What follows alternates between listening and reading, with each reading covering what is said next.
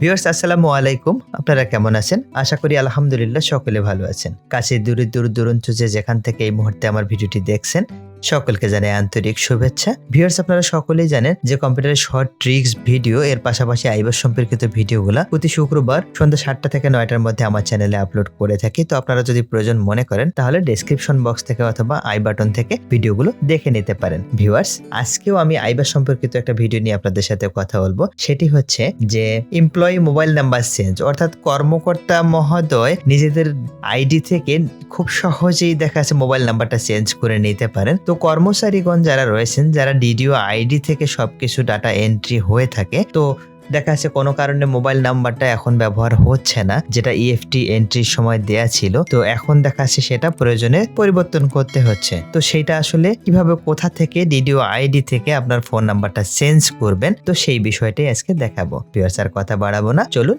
দেখা যাক।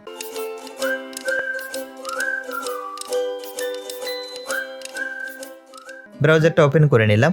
এখানে ibas ++ লিখে সার্চ করব আমি।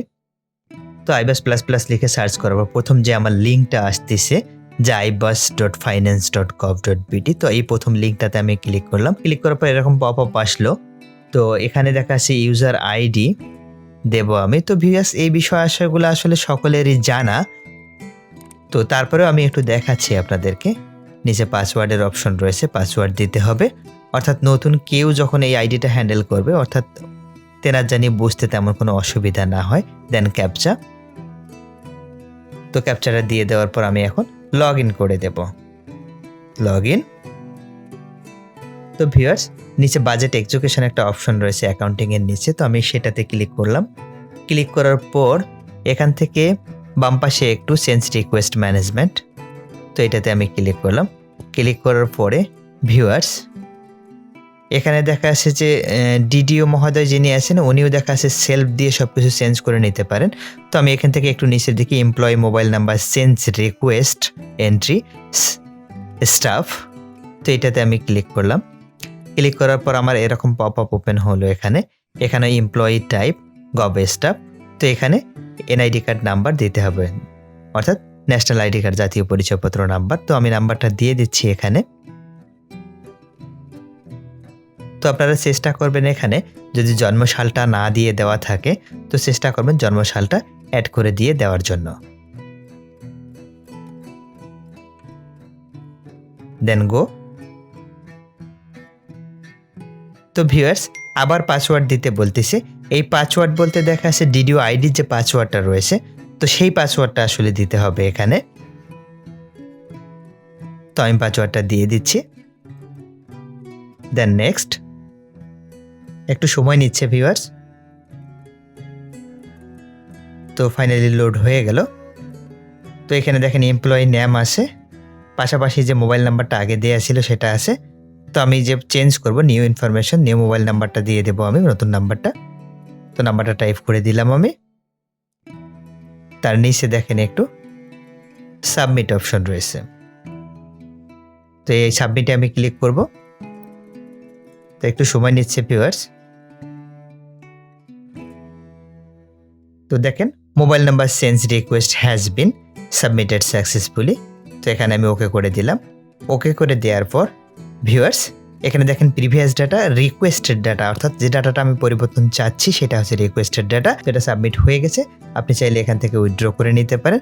তো ভিউয়ার্স এটা আমার হচ্ছে দেখা আছে ভিডিওটা মোবাইল নাম্বার চেঞ্জ রিকোয়েস্টটা, এটা হচ্ছে 2টা স্টেপের। তো এখান থেকে এন্ট্রি দেওয়া হয়ে গেল, এখন এটা ডিডিও আইডি থেকে ফরওয়ার্ড করতে হবে। Employee mobile number change request forward by DDO, তো এই অপশনটাতে ক্লিক করতে হবে। তো আমি দ্বিতীয় স্টেপটা এখন দেখাচ্ছি। তো এখান থেকে আবার যে মোবাইল নাম্বারটা এনআইডি কার্ড নাম্বারটা আমি দিয়েছিলাম, তো সেইটা আবার দিয়ে দেব, এখানে দিয়ে সার্চ করব আমি। তো সার্চ করার পর ভিউয়ার্স দেখেন এখানে যে চেঞ্জ রিকোয়েস্ট হিস্ট্রিতে আমার দেখাচ্ছে এইটা। তো এইটা দেখাচ্ছে যে এখানে ফরওয়ার্ড একটা অপশন রয়েছে, সাবমিটেড, তার পাশে হচ্ছে ফরওয়ার্ড। তো আমি এটা ফরওয়ার্ড করে দিলে দেখেন are you sure to forward this information, তো আমি ইয়েস দেব এখানে। তো ভিউয়ার্স ইনফরমেশন আপডেট সাকসেসফুলি, অর্থাৎ এই ইনফরমেশনটা দেখা আছে যে 2টা স্টেপে সাবমিট হলো। একটাতে হচ্ছে এন্ট্রি করতে হলো আমাকে প্রথমে, যে আগের যে মোবাইল নাম্বারটা ছিল সেটার পাশাপাশি নিউ মোবাইল নাম্বারটা দিয়ে একটা এন্ট্রি দিতে হলো।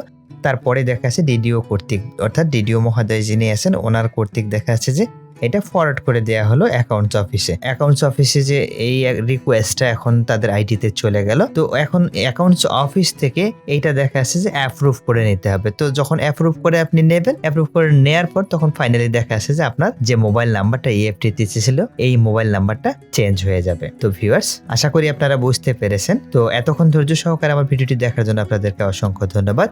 ভিউয়ার্স, আপনি যদি আমার চ্যানেলে নতুন হয়ে থাকেন তাহলে লাইক, কমেন্ট, শেয়ার, সাবস্ক্রাইব করে আমাকে সহায়তা করবেন। আর যদি ইতিপূর্বে সাবস্ক্রাইব করে থাকেন তাহলে অসংখ্য ধন্যবাদ। ভিউয়ার্স, এছাড়াও আমাদের ফেসবুক পেজ রয়েছে, তো পেজটাতে আপনারা ফলো করে সবসময় আমাদের সাথেই থাকুন। আবারও কথা হবে নতুন কোনো টপিকের উপরে, নতুন কোনো ভিডিও নিয়ে। আজকের মতো বিদায় নিচ্ছি। ভালো থাকবেন, সুস্থ থাকবেন। আসসালামু আলাইকুম।